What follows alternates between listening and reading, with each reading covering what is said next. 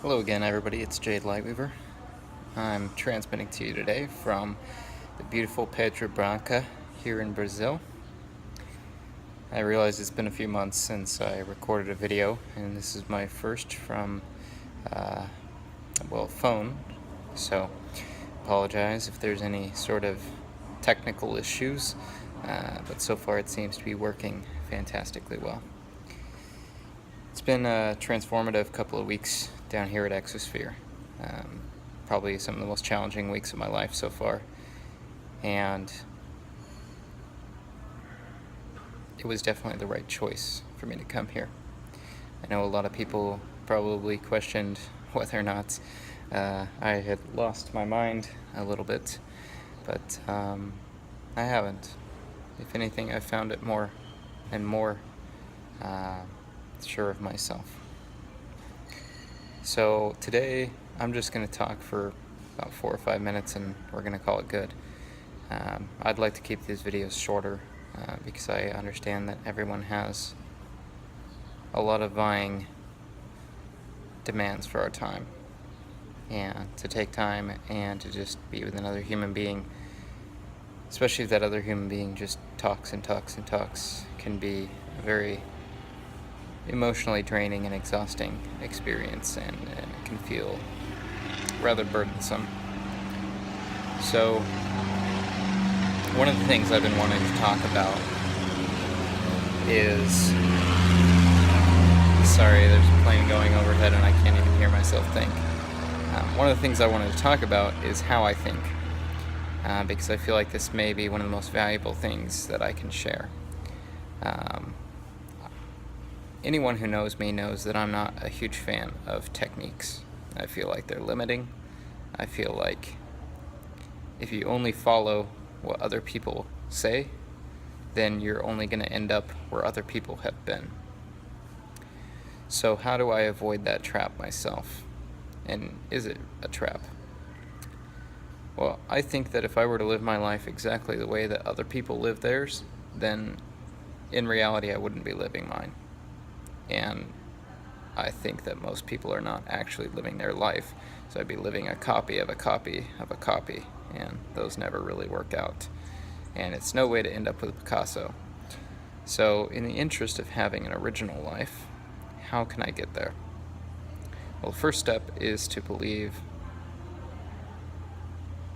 indisputably within myself that there must be some sort of guidance or mechanism that can guide me in a truly original direction while not losing the good parts of what it is to be a human, while appreciating those parts that maybe are perceived as not so good. Essentially, I try and figure out what's bullshit and what's not, and that's not the easiest thing.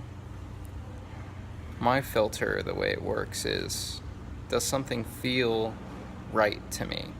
Not necessarily logical, but how does it feel? And that might not be specific enough for some people, and it might be specific enough for others. So I'm going to leave it at that for now, but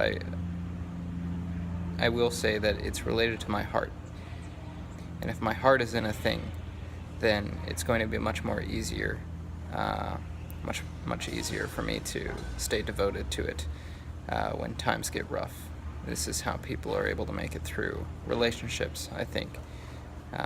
Even when it's a demanding relationship and it challenges you constantly to become the best version of yourself, if ultimately that relationship is done with heart, with dedication and devotion from both sides, then I believe that it will be a very valuable and transformative experience. So, coming up on 4.5 minutes here. I'm going to go ahead and extend it just another minute or two while I finish gathering my thoughts here. Essentially, I fancy myself a wizard, and not necessarily in the magical sense, but not necessarily not the magical sense either, because I think that being able to have original thought is magic. It is what the root of genius is. We've been exploring Emerson's self-reliance essay, And we'll be covering the Oversoul here as well soon, which I am acquainted with both those works. But Self-Reliance was a new one for me.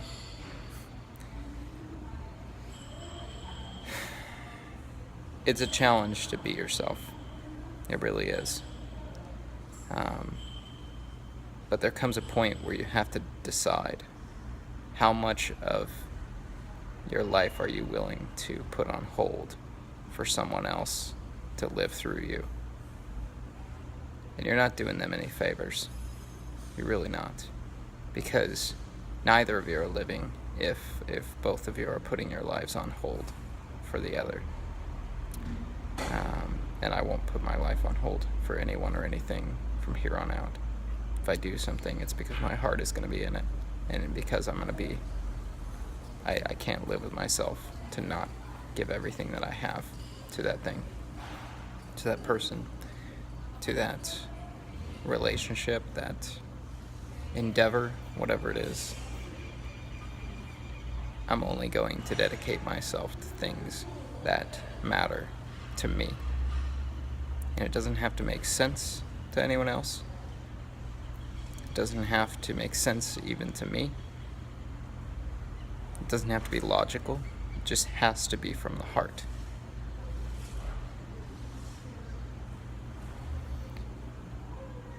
Because that's the only way that I've found to discover more and more who I really am. And I know that everyone in that regard is equal, in the regard that each of us has an indestructible core of who we are. My goal for the rest of my life, from here on out, in each and every moment, is to dissipate and rectify any distortions that are causing that light from my indestructible core to be anything less than what it really is. All the lies are falling away, and all that's left is me. And the more and more I see of who I am, the more and more in awe I am in. In awe? I think I may have said that a little bit weird, but the more in awe I am of this whole universe and everything in it. I do not believe in chance. I don't believe in chance because I've experienced things that just defy all logic and rationality. The only way that they could have happened is if they came as a source of magic from my own heart, from having an indescribably beautiful gift given to me, for which there is no repayment possible nor asked. The only way that I can live with myself in having this gift is to take each and every moment and share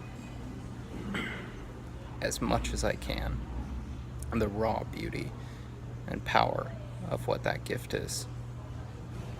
And in so doing, I can live with myself, and in so doing, I know that it will help others who have forgotten their own indestructible core. It's an easy thing to do. It's a hard thing to remember who you are. But if you look around closely enough, every single experience in your life is either talking gently or screaming at you to be yourself. To be the kindest, gentlest, sweetest version of yourself, but to also stand unyielding in who you are.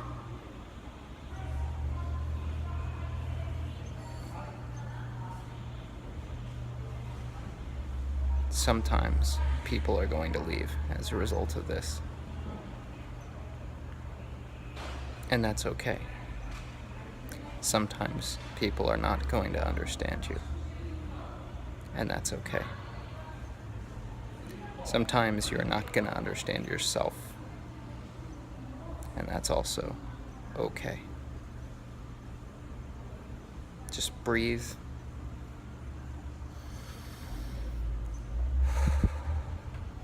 And be here now in this moment with me, with yourself, with whoever else is around you. Just let everything else fade away for a moment. Just really be wherever you're at, whatever you're doing. Just be. Even if it's just for another minute or two. And see what happens. I'd love to hear what happens when you just be. With love and light, Jade Lightweaver.